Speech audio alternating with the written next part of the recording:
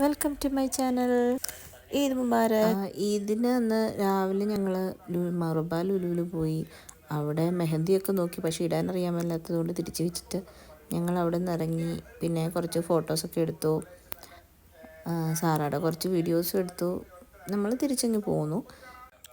Night വീണ്ടും ഞങ്ങൾ പുറത്തിറങ്ങി. പിന്നെ എൻ്റെ ഫ്രണ്ടുണ്ട് ലിജി, അവളുടെ വീട്ടിലേക്ക് പോയി. അവളെയും കളക്ട് ചെയ്തിട്ട് ഞങ്ങൾ B11 പോയി.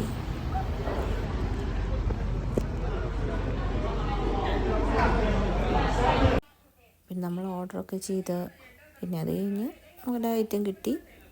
നമ്മൾ നേരെ പോയതൊരു പാർക്കിലേക്കാണ്.